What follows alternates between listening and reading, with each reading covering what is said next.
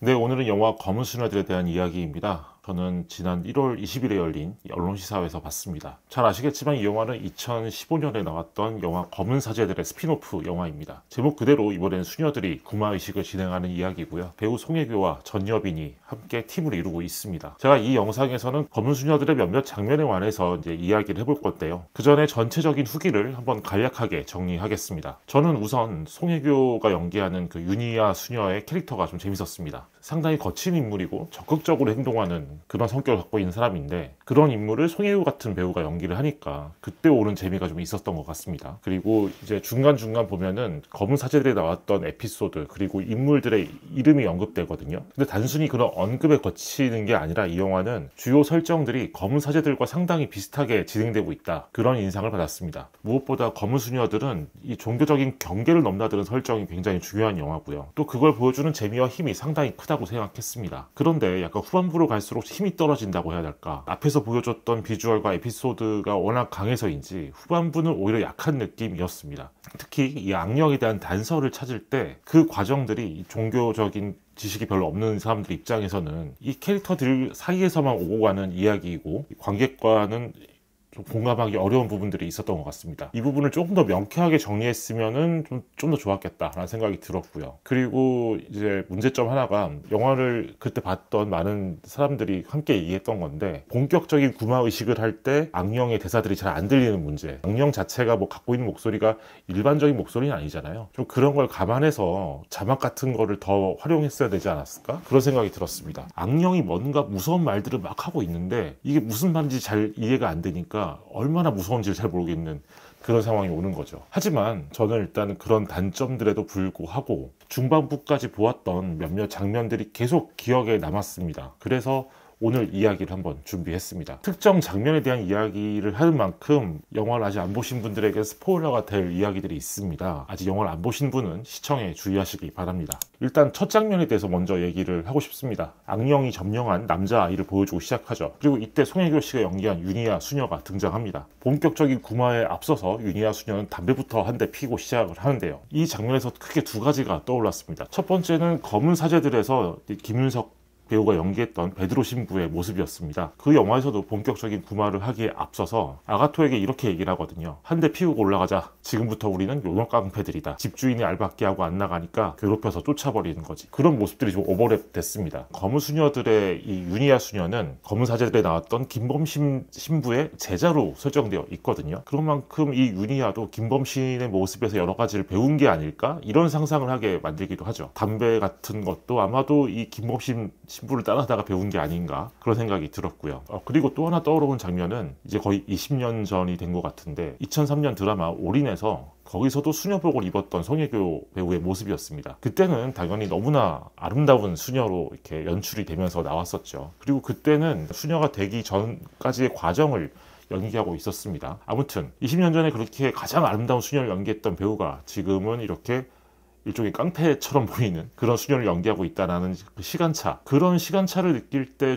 좀 더 재밌는 장면이었던 것 같습니다. 두 번째 좀 얘기해볼 장면이 그 전여빈 배우가 연기했던 미카엘라 수녀의 과거였습니다. 이 수녀도 영적인 기운이 눈에 보이는 사람이고요. 유니아 수녀가 넘겨짚은 대사를 보면 무당이 되기 싫어서 수녀를 선택한 사례, 이렇게 나오는 게 있거든요. 아마도 분명히 그런 사례였을 것 같고요. 그리고 과거에 엄청난 트라우마를 가진 사건이 있었는데 같은 수동원에서 생활했던 친구가 목을 베고 죽은 사건이었죠. 이 장면을 보여주는 연출이 검은 사제들에서 나왔던 것과 거의 비슷해서 좀 흥미로웠습니다. 검은 사제들을 보면은 최준호 아가토가 미리 악령의 소리들을 듣고 있다가 과거 동생의 죽음에 얽힌 그 기억들을 떠올리는 장면이 있거든요. 근데 이 검은 수녀들과 똑같이 현재 사건에 대한 탐구를 하다가 깜빡 잠이 들었고 그때 꿈을 꾸게 된다는 설정으로 연출되어 있습니다. 검은 사제들의 최준호는 부마 상태인 이영신을 보고 과거의 여동생을 떠올려서 이 구마 의식에 동참하게 되는 그런 설정이 나오죠. 그리고 검은 수녀들에서는 미카엘라 수녀가 구마 상태에 있는 이 희준이라는 아이를 보고서 과거의 자신을 떠올리면서 구마에 동참하게 됩니다. 두 경우 모두 일종의 보조사제 역할을 하는 이들이 과거의 트라우마를 떠올리면서 구마에 동참하게 된다, 이런 설정이 똑같이 나오는 겁니다. 이 장면 외에도 검은 수녀들을 보면은 검은 사제들에서 보여줬던 설정들을 복제 변형해서 만들어낸 부분들이 많은 것 같습니다. 그 이야기는 이후에 투게더 이어가도록 하겠습니다. 그리고 영화를 보면서 섬뜩했던 장면 중에 하나가 희준 엄마의 죽음이었습니다. 희준의 엄마가 병원에 있다가 통화를 하게 되죠. 아마도 집주인 혹은 건물주 이런 사람이었던 것 같은데 이 상대방이 하는 말들이 점점 무례해지고 거칠어지다가 결국에는 아주 끔찍해지거든요. 여러 공포 영화를 봤을 때 이런 장면들이 진짜 무서웠던 것 같아요. 이렇게 평범한 주변인, 평범한 일상 상황들이 갑자기 다른 모습들을 보이면서 변해가는 그런 부분에서 정말 무서운 공포를 느낄 수밖에 없거든요. 개인적으로는 그 스티븐 킹의 소설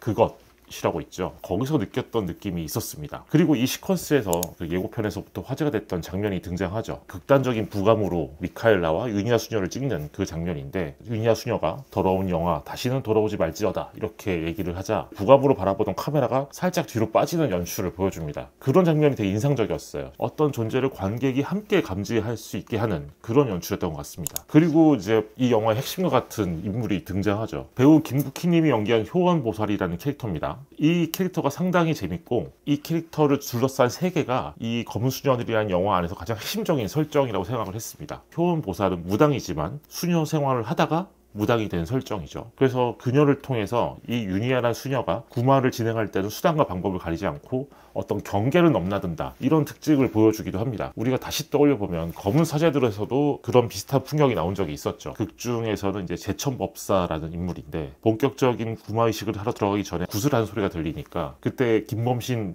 신부가 소개를 하거든요. 제천법사라고 나름 실력이 있다. 검은 사제들에서 그 장면을 봤을 때는 한국적인 엑소시즘의 풍경을 보여주기 위해서 넣은 장면으로 생각을 했습니다. 그런데 이제 검은 수녀들에서는 이게 더 많이 더 직접적으로 뒤섞여 있는 거죠. 유니아 수녀가 삼신의 상징 이런 것들을 활용하고 부적까지 사용하면서 구마를 진행합니다. 그래서 결과적으로는 이 영화에서 효원보살의 존재감이 상당히 크고 이때 나오는 대사도 상당히 재밌었어요. 너나 나나 무당이나 다 미친년이야 이렇게 얘기를 하죠. 이 대사부터도 어떤 경계를 넘나드는 인물들이라는 걸 알 수 있습니다. 그래서 그렇게 이어지는 굿장면이 있습니다. 바닷가에서 벌어지는 굿장면인데 개인적으로는 가장 흥미롭게 본 장면이었습니다. 과거에 그 무속을 소재로 한 한국 영화들 그런 영화들에 대한 오마주인가 그런 생각도 들었습니다. 김기영 감독님의 이여도 그리고 이두용 감독의 피막 이런 작품들 굿이 진행되는 풍경이 재밌어요. 바닷물 속에 닭들을 여러 마리 집어넣고 또 하얀색 천을 돌에 묶어서 물속에 빠뜨리고 부마자까지 함께 이 물속에 들어가는데 그때 이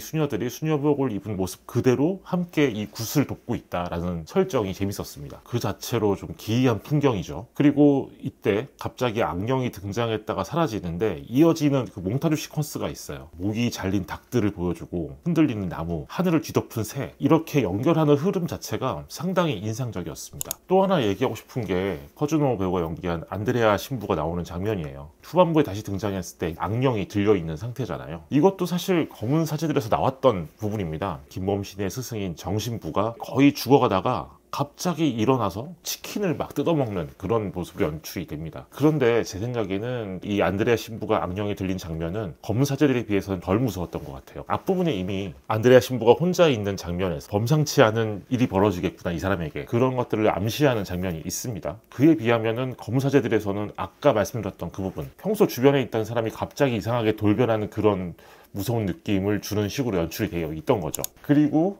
또 얘기해 싶은 게 바오르 신부라는 캐릭터 있잖아요. 배우 이진욱 씨가 연기하는. 그러니까 처음에 나온 존재감에 비하면은 이 캐릭터의 퇴장이 좀 너무 성의 없는 거 아닌가? 라는 생각이 좀 들었어요. 부마자를 혼자서 수도원에 데려간 이후로는 진짜 무기력하게 나오거든요. 이 사람이 나중에 뭔가 더 큰 역할이 있을 거 생각했는데 결국에는 이제 유니아와 미카엘라가 부마를 집행할 수 있게 해주는 일종의 바지사장 역할로 등장을 하고 그 외에는 별다른 역할이 없는 인물이죠. 극 중에서 보면은 서풍을 받지 않은 수녀는 구마를 할 수 없다라는 원칙이 강조되잖아요. 그 원칙을 이 영화가 이미지적으로 깰 수는 없기 때문에 그래서 설정한 인물이 아닐까? 그래서 그렇게 생각을 했습니다. 그리고 이 영화의 마지막 장면에 검은 사제들과 완벽하게 크로스가 되는 장면이 있죠. 최준호 와카토가 재등장을 합니다. 이미 이 영화 안에서는 검은 사제들의 인물들이 여러 차례 언급이 되고 있습니다. 박소담 배우가 연기했던 영신도 사진으로 등장을 하고요. 김범신은 장미십자회를 통해서 수단과 방법을 가리지 말아라 이런 식의 메시지를 전하는 식으로 언급이 되고 그에 대해서 유니아가 김범신 개새끼라고 욕하는 장면도 있죠. 그래서 마지막에 누구라도 한 명은 등장하겠구나 싶었는데 역시 강동원 배우가 등장을 했습니다. 참고로 그냥 말씀드리면 강동원 배우와 송혜교 배우는 두근두근 내 인생에서 함께 출연을 했었죠. 그리고 그 영화의 제작사가 바로 이 검은 사제들과 검은 수녀들을 제작한 영화사 집이라는 곳입니다. 그래서 여러모로 이런 연출이 가능하지 않았을까라는 생각도 들었고요. 그리고 무엇보다 이 마지막 장면은 또 다른 스피노프를 암시하는 것처럼 보이죠. 일종의 팬 서비스, 그리고 이 영화의 세계관들을 좀 더 강하게 보여주기 위한 설정이었던 것 같지만 제작진들은 충분히 그런 스피노프도 생각하고 있지 않을까. 강동원 배우와 전여빈 배우가 한 팀을 이뤄서 구마를 하는 영화가 나온다 하면은 굉장히 화제가 되지 않을까요? 그러면은 오늘도 이 영화에 대해서 20자평과 별점을 남겨보겠습니다. 검은 수녀들로 들어왔고요. 저는 별 2개 반을 적겠습니다. 코멘트를 남겨볼게요. 종교의 경계를 넘나드는 짜릿한 분투. 하지만 종교인이 아니면 이해하기 어려운 구마의 방식.